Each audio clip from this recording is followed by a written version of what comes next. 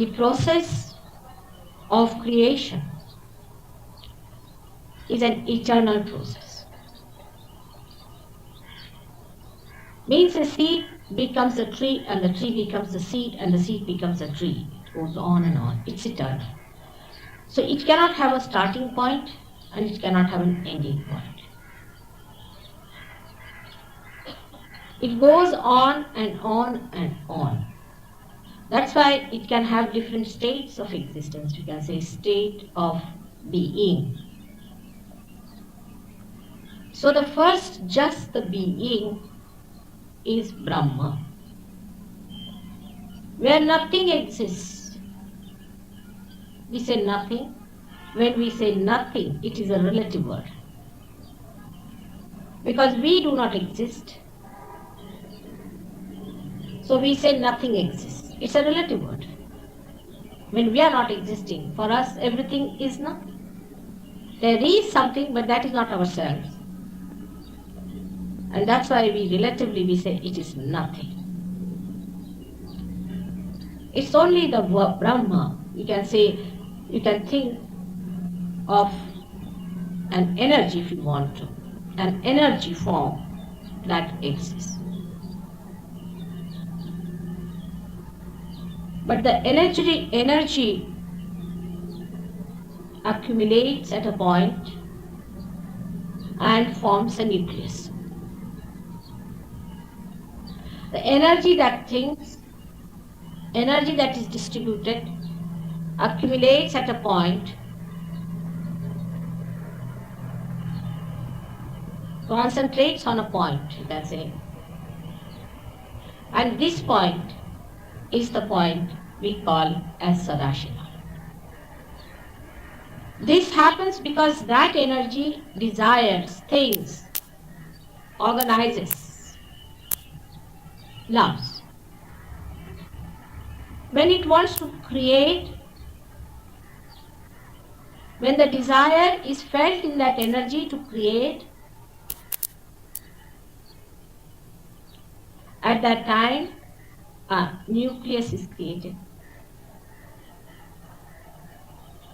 This nucleus we call as SadaShiva. This nucleus does not disappear.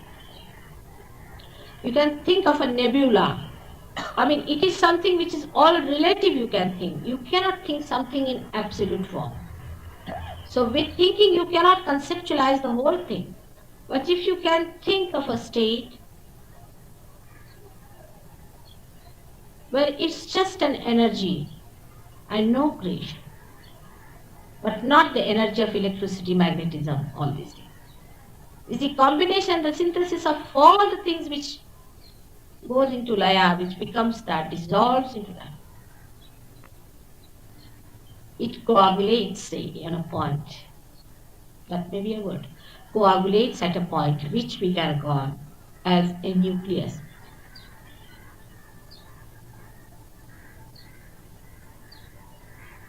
This point we call as SadaShiva.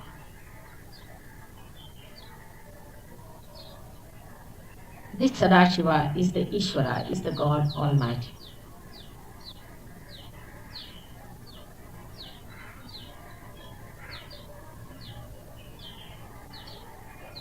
We call it now God because now it has a limitation in the sense that we can call it something.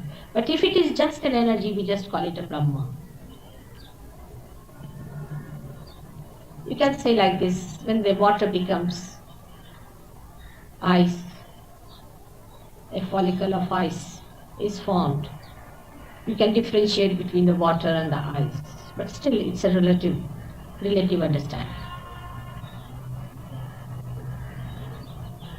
At this state, God Almighty, Parameshwar, takes its form as an identity. That's why we can say that it is not Brahma, but an identity. Identity has its aura, has its aura. We can say it's light. This light is the divine love. It goes into various forms, but SadaShiva remains as he is. Now the desire to create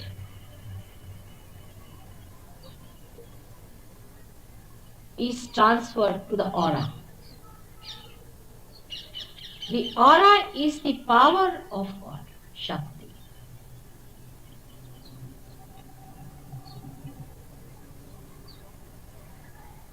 Ishvara has certain things beyond him also and before him.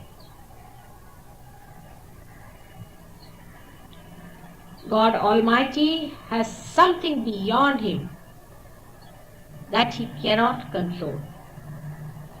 One, he cannot control his eternal nature.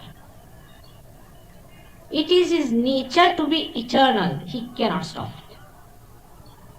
He will go on changing his form. It is his nature. It is his svabhava. He cannot change his eternal nature. He will be eternally. Eternity is his temperament, his nature. He cannot overcome that.